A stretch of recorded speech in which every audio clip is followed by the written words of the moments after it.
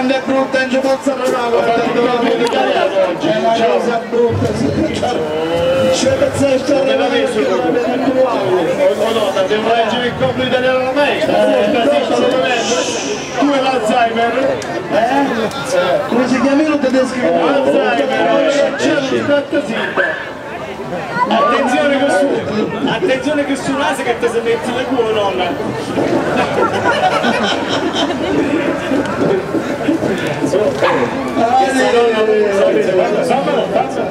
Albertino, amico mio, fammi raggiungere le camere. Oh nonna, posso raggiungere la professoressa?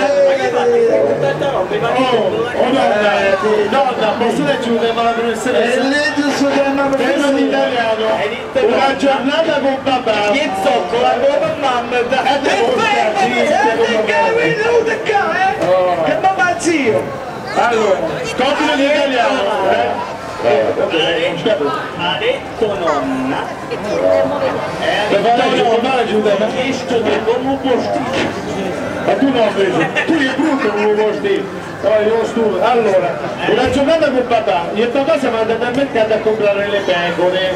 Come siamo arrivati al mercato, papà comincia a toccare e a palpeggiare tutte le pecore. E io gli ho detto, papà perché le tocchi tutte le pecore? Per vedere se stanno bene in carne. Ecco perché il postino me le comprava a l'altra di se le mappava tutte e se le peggiata, ma adesso stava in carne. Non può che te lo posti, guarda, quello È piaciuto? Bello? non può andare bravo una cosa mia.